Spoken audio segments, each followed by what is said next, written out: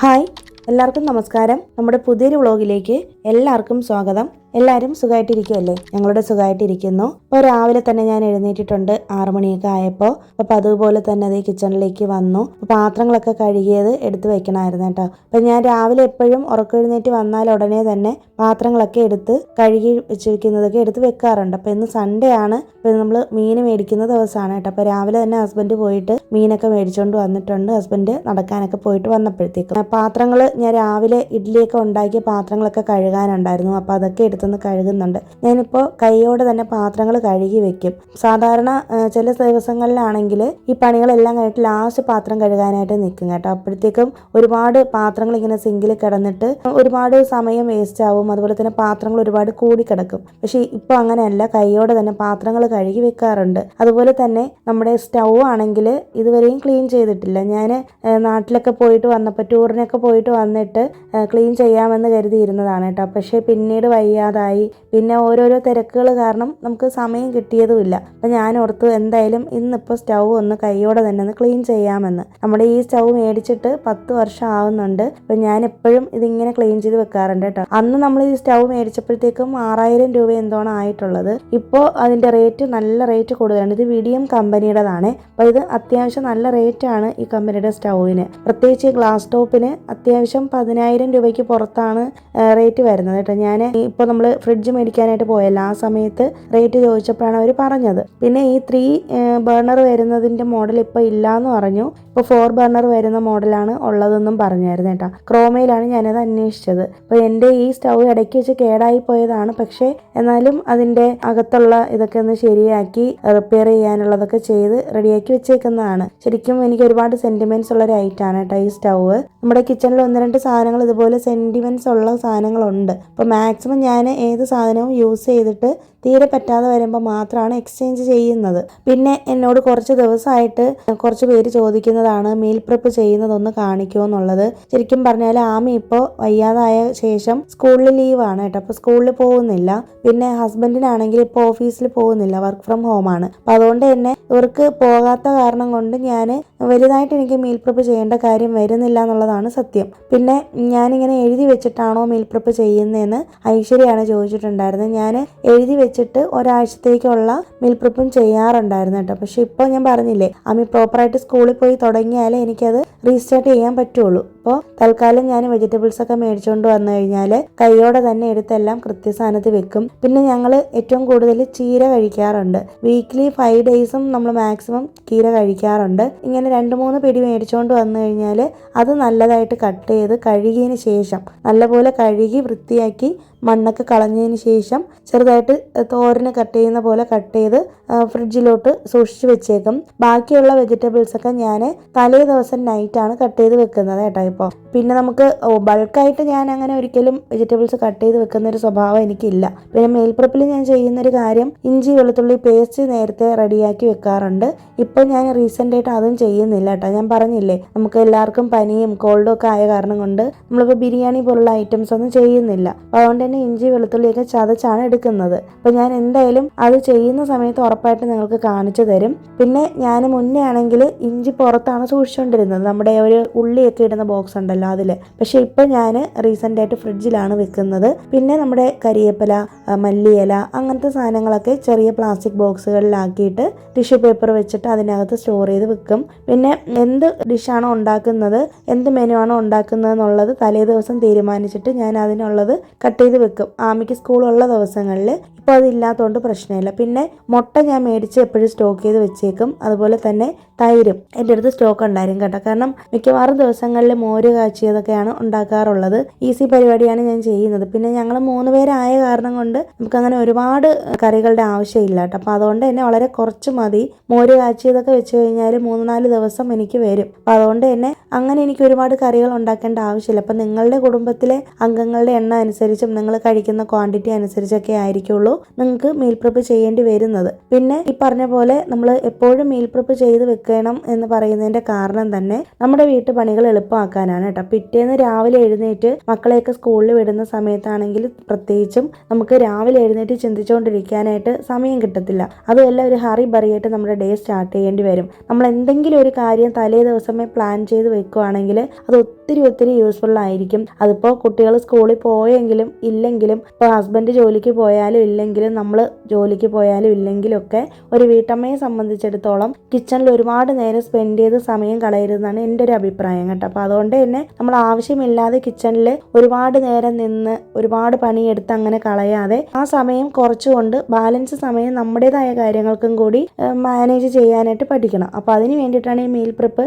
എപ്പോഴും നമുക്ക് ഉപകാരപ്പെടുന്നത് കേട്ടോ. അപ്പോൾ എന്തായാലും പ്രോപ്പർ ആയിട്ടുള്ളൊരു മീൽ പ്രിപ്പ് വീഡിയോ ഞാൻ എന്തായാലും ചെയ്യാം, നിങ്ങളൊന്ന് ക്ഷമിക്കുക. പിന്നെ ഓൾറെഡി നമ്മുടെ ചാനലിൽ അതിനെ പറ്റിയുള്ള വീഡിയോ കിടപ്പുണ്ട്, നിങ്ങൾക്ക് അതിൻ്റെ ലിങ്ക് വേണമെന്നുണ്ടെങ്കിൽ ഡിസ്ക്രിപ്ഷനിൽ കൊടുത്തേക്കാം കേട്ടോ. പിന്നെ ഈ വർഷത്തെ മീൽ പ്രിപ്പ് ഞാൻ ഇതുവരെയും എഴുതി വെച്ചിട്ടില്ല കേട്ടോ. അപ്പോൾ അത് എന്തായാലും വരുന്ന വീഡിയോസിൽ നമുക്ക് സംസാരിക്കാം അതിനെക്കുറിച്ച്. ഇപ്പോൾ എന്തായാലും എൻ്റെ അടുത്ത് ഇന്നിപ്പോൾ കീരയാണ് ഉള്ളത്, ചീര. അപ്പോൾ അത് ഞാൻ റെഡ് ചീരയും പച്ചച്ചീരയും ഹസ്ബൻഡ് മേടിച്ചുകൊണ്ട് വന്നു. അപ്പോൾ ഞാൻ ഇന്ന് റെഡ് ചീരയാണ് തോരൻ വെക്കുന്നത്. ബാലൻസ് ഉള്ള പച്ചച്ചീര ഞാൻ കട്ട് ചെയ്ത് ഫ്രിഡ്ജിലോട്ട് കയറ്റി വെക്കും. ഡെയിലി അതിൽ നിന്ന് കുറേശ്ശെ എടുത്ത് അങ്ങനെ യൂസ് ചെയ്യുകയാണ് ചെയ്യുന്നത്. തോരൻ വെക്കുകയോ അല്ലെങ്കിൽ പരിപ്പിട്ടുള്ള കൂട്ട് വെക്കുകയൊക്കെ ചെയ്യും. അപ്പോൾ ഇന്നത്തെ നമ്മുടെ ലഞ്ചിന് ചീര തോരനും ഇതുപോലെ മത്തി മീനാണ് മേടിച്ചിട്ടുള്ളത്. അപ്പോൾ മത്തി കറി വെക്കണം. അപ്പോൾ നമ്മൾ ഈ ലഞ്ചിൻ്റെ പ്രിപ്പറേഷൻസ് ചെയ്യുന്നതിനിടയിൽ നമുക്ക് ഇന്നത്തെ ടോപ്പിക്കിനെ കുറിച്ച് സംസാരിക്കാം. അപ്പോൾ നമുക്ക് ചുറ്റുമുള്ള ആളുകൾ നമ്മുടെ എത്ര വേണ്ടപ്പെട്ടവരാണ് എന്തൊക്കെയാണെന്ന് പറഞ്ഞു കഴിഞ്ഞാലും ആളുകൾക്ക് നമ്മളോട് ചെറിയൊരു അസൂയൊക്കെ തോന്നുന്നൊരു സാഹചര്യം ഉണ്ടാവും അല്ലേ. പക്ഷെ നമുക്കത് മനസ്സിലാവത്തില്ല. അത് നമുക്ക് എപ്പോഴാണ് മനസ്സിലായി തുടങ്ങുന്നതെന്ന് വെച്ചിട്ടുണ്ടെങ്കിൽ എൻ്റെ കാര്യമാണ്. ഇപ്പോൾ നമുക്ക് എന്തെങ്കിലും ഒരു ഗ്രോത്ത് ഉണ്ടാവുകയോ നമ്മൾ ലൈഫിൽ സക്സസ് ആവാൻ തുടങ്ങുകയൊക്കെ ചെയ്യുന്ന സമയത്ത് അതുവരെ നമ്മളോട് ചിരിച്ച് കളിച്ച് നിന്ന സുഹൃത്തുക്കളാവാം, ബന്ധുക്കളാവാം, ഏറ്റവും വേണ്ടപ്പെട്ടവരാവാം, പെട്ടെന്ന് അവരുടെ ഒരു ആബ്സെൻസ് നമുക്ക് ഫീൽ ചെയ്യും. അതുപോലെ തന്നെ നമ്മുടെ സക്സസ്സിനെയൊന്നും അവർ അപ്രീഷിയേറ്റ് ചെയ്യത്തില്ല. അവർ എല്ലാത്തിലും മാറി നിൽക്കുന്നതായിട്ട് നമുക്ക് കാണാൻ പറ്റും. എന്നാൽ ചില കൂട്ടരാണെങ്കിൽ അസൂയ കാരണം നമ്മുടെ സക്സസ് കാണുമ്പോഴത്തേക്ക് അവർ നമ്മളെ വിളിച്ചിട്ട് അതെന്തായാലും ശരിയായില്ല, അല്ലെങ്കിൽ അത് കുറച്ചും കൂടി നന്നാക്കണമായിരുന്നു എന്നുള്ള രീതിയിൽ പറയും. ജെന്യുവനായിട്ട് പറയുന്നവരുണ്ട് കേട്ടോ. പക്ഷേ ഇത് അങ്ങനെയല്ല, അസൂയപ്പെടുന്ന ആൾക്കാരുടെ കാര്യമാണ് നമ്മളിന്ന് സംസാരിക്കുന്നത്. എന്നാൽ മറ്റു ചിലരാണെങ്കിൽ തികച്ചും വ്യത്യസ്തരായിരിക്കും. അവർ നമ്മളോട് ഭയങ്കര സോപ്പിട്ട് നല്ല സ്നേഹത്തോടെ പറയും, സൂപ്പറായിട്ടുണ്ട്, അടിപൊളിയായിട്ടുണ്ട് എന്ന് പറയും. പക്ഷെ പുറകിൽ നിന്ന് നമുക്കുള്ള പണി എപ്പോൾ വേണമെങ്കിലും തരും. അത് ഏത് രൂപത്തിൽ വേണമെങ്കിലും നമുക്കുള്ള പാരപണിയും. അപ്പോൾ ഇങ്ങനെയാണ് നമുക്ക് ചുറ്റും അസൂയ അലുക്കളുണ്ടെന്ന് നമ്മൾ കണ്ടുപിടിക്കുന്നത് അല്ലേ. അപ്പോൾ ഇവരെ നമുക്ക് ഹാൻഡിൽ ചെയ്യണ്ടേ, അവരെങ്ങനെയാണ് നമ്മൾ ഹാൻഡിൽ ചെയ്യണം എന്നുള്ളതാണ് ഇന്നത്തെ വീഡിയോയിൽ പറയാനായിട്ട് പോകുന്നത് കേട്ടോ. അപ്പോൾ അതിനുള്ള കുറച്ച് ടിപ്സ് നമുക്ക് നോക്കാം. ഈ ഒരു അസൂയാലുക്കളെ കണ്ടുപിടിക്കുക എന്ന് പറയുന്നതും അവരെ ഹാൻഡിൽ ചെയ്യുക എന്ന് പറയുന്നതും ഭയങ്കര ചാലഞ്ചിങ് ആയിട്ടുള്ളൊരു വിഷയമാണ്.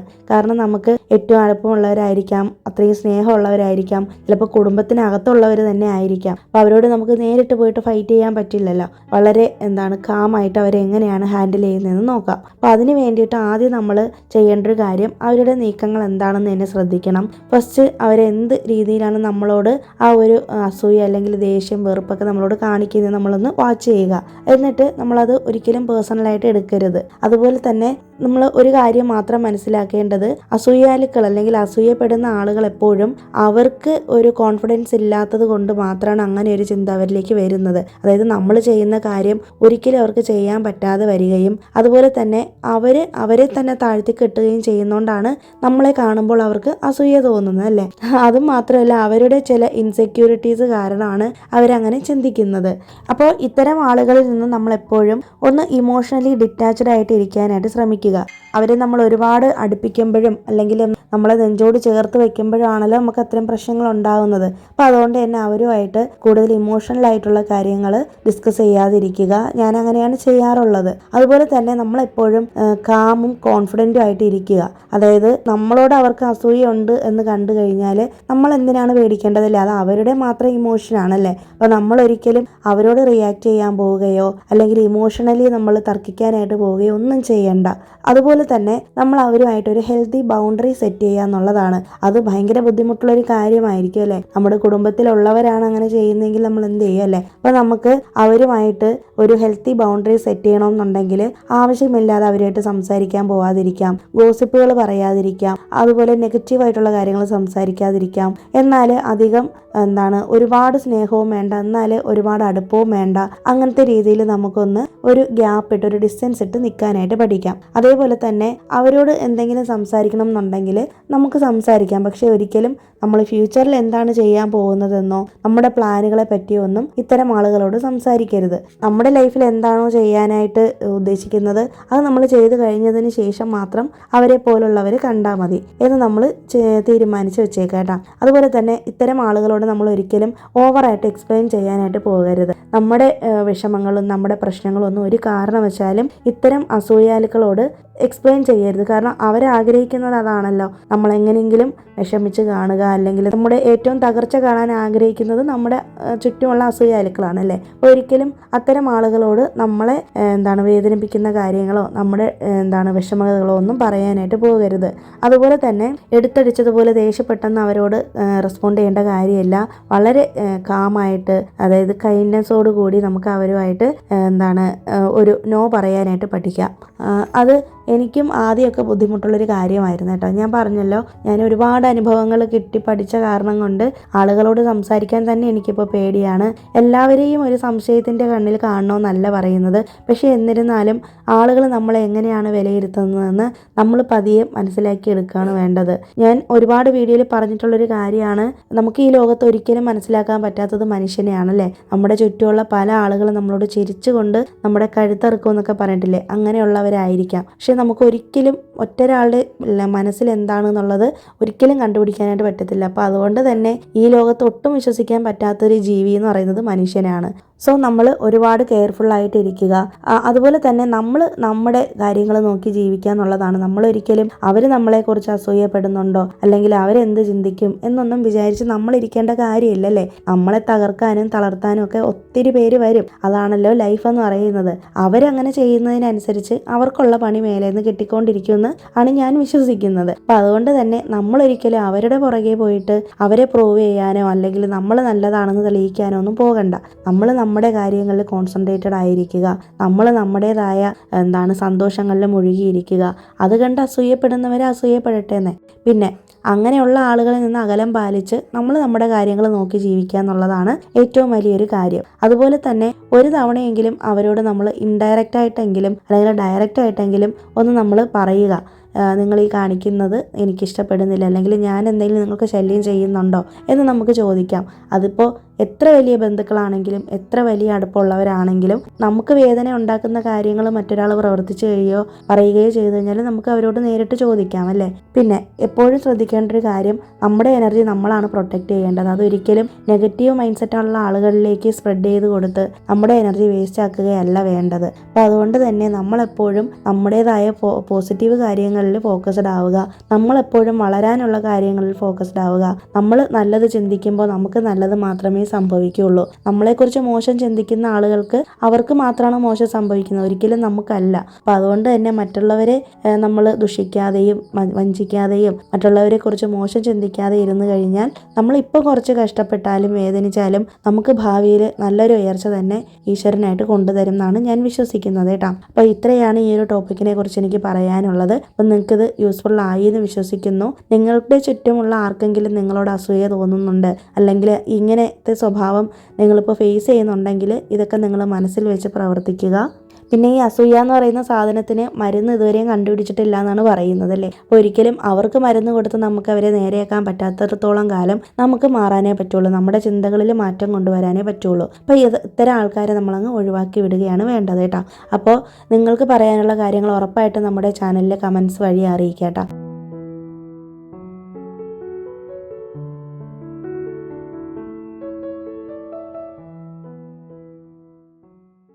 അപ്പോൾ അതേ നമുക്കാണെങ്കിൽ ഒരു പാഴ്സൽ വന്നിട്ടുണ്ട്. ഞാനാണെങ്കിൽ ഇത് മീഷോ നിന്ന് എടുത്തിട്ടുള്ള കാസറോൾ സെറ്റാണ്, 3 വരുന്നതാണ്. ഞാനിത് എടുത്തപ്പോഴത്തേക്കും 800 ആണ് ആയിരുന്നത് റേറ്റ്. നല്ലൊരു സെറ്റാണ് കേട്ടോ, നല്ല കളറാണ്.